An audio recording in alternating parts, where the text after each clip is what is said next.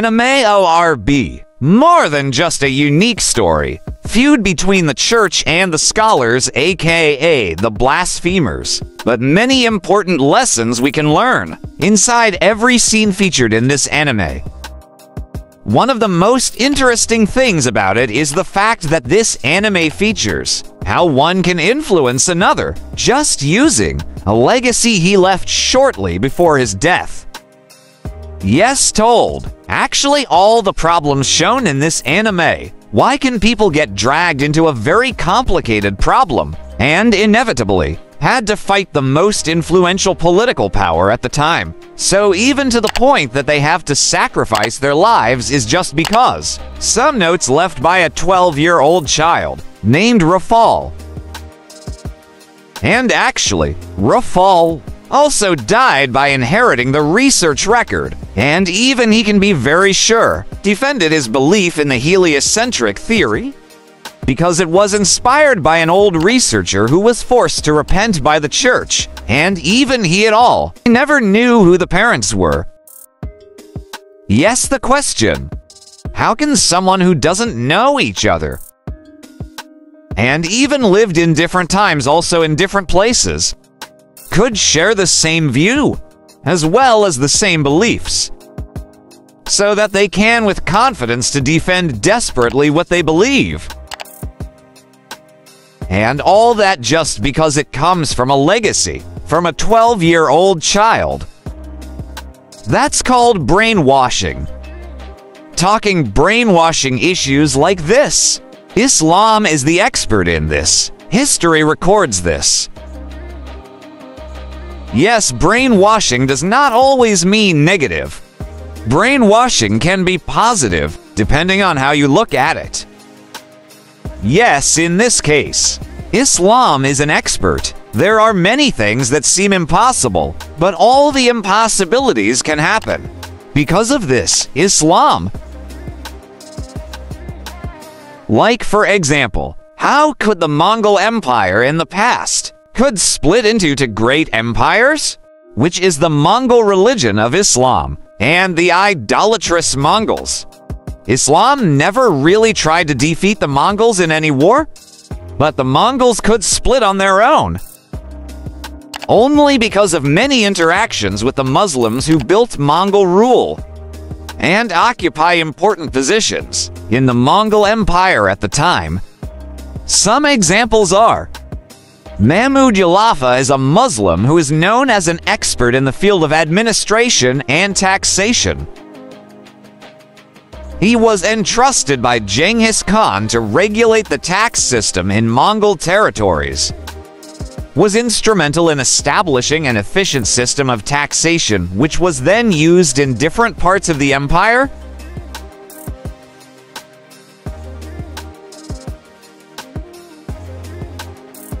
Jamal al-Din, also known as al-Qarsi or al-Tusi, was a Muslim scholar who served as a court official under the Khan and Abaka Khan.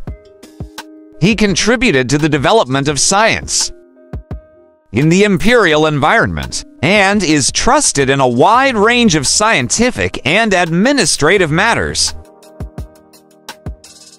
Nasr al-Din al-Tusi is a leading Muslim scientist in the field of astronomy, mathematics, and philosophy. After the conquest of Baghdad, he was appointed scientific advisor by Hulagu Khan. He founded the Maraga Observatory and produced various important works that influenced the Islamic world and the West.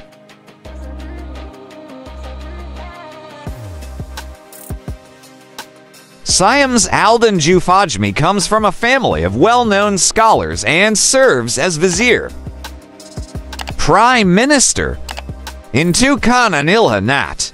He holds an important role in the management of state administration after the destruction of the Abbasid Caliphate, shows the great confidence of the Mongol rulers in the Muslims.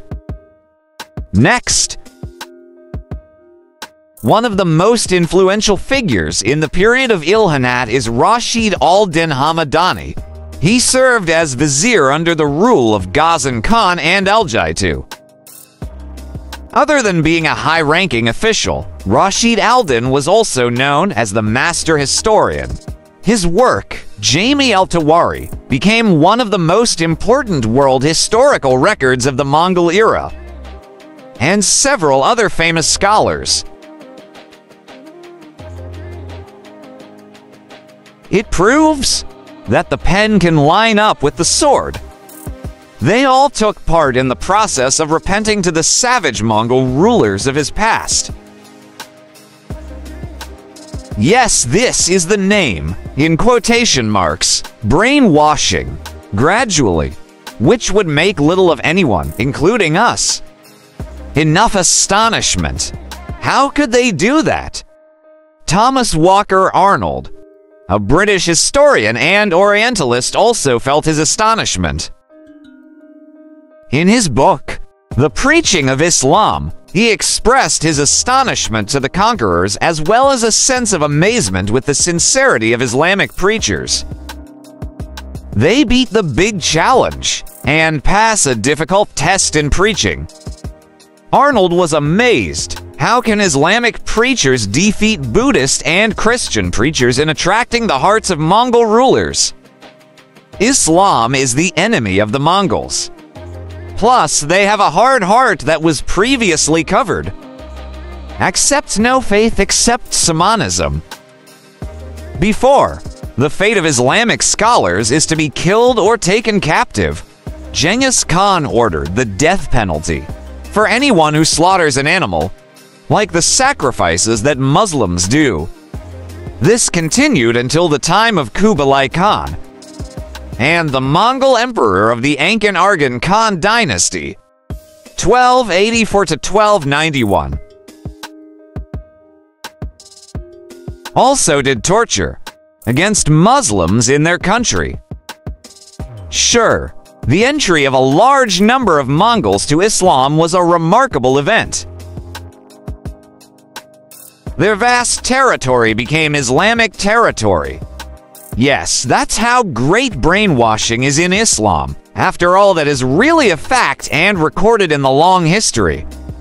Islamic civilization? How a word, a belief, a hope, truth, and an ideal can change the view of the despots? Be bent to the advice of the teacher.